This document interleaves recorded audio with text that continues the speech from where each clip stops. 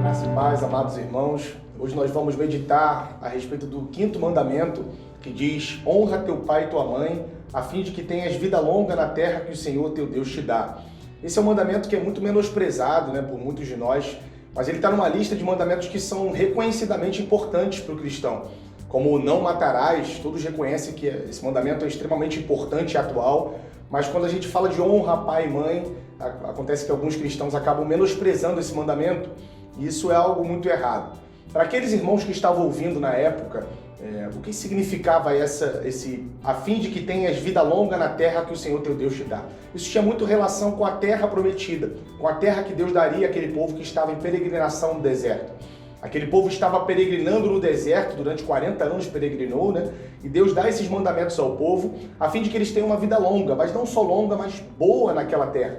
Se aqueles honrassem pais e mães, se eles não só obedecessem aos seus pais enquanto crianças e adolescentes, mas também honrassem na sua velhice, Deus daria uma boa vida para eles e uma vida longa. Isso significa algo muito importante para nós. Quando nós honramos os nossos pais, não só quando moramos no mesmo teto, quando estamos debaixo da obediência, como filhos ali mais novos, mais jovens, mas quando nós honramos os nossos pais também na sua velhice, prestamos algum serviço com humildade, prestamos honras, porque agora eles já estão um pouco mais frágeis, não conseguem cuidar de tudo como era na nossa infância.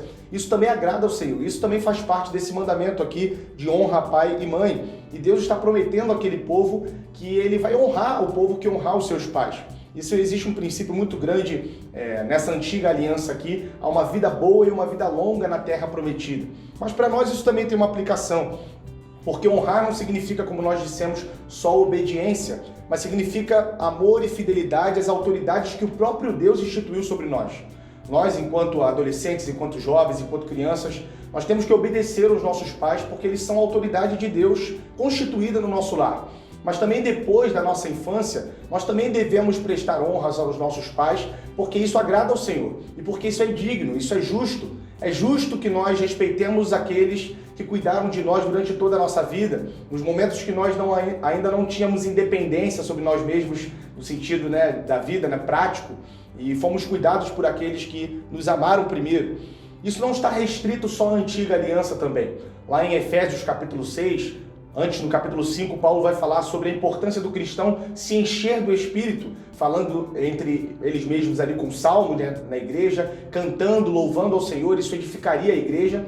E uma das maneiras que Paulo fala que o cristão se enche do Espírito é sujeitando uns aos outros na vida da igreja.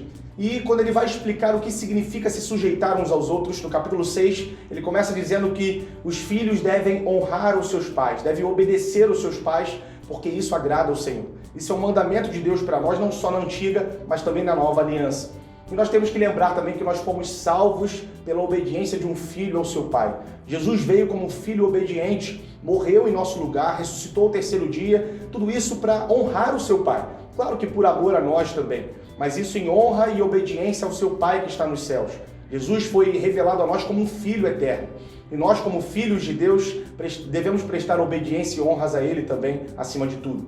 Então que você honre os seus pais, não só no tempo da sua infância, sendo obediente, mas também no tempo da velhice deles, prestando todo o serviço que eles precisarem, porque isso agrada ao Senhor e isso nos faz refletir a respeito da salvação que chegou até nós. Que Deus abençoe você, que Deus abençoe a sua vida, a sua casa, e que você seja cada vez mais obediente ao Senhor primeiramente e também aos seus pais.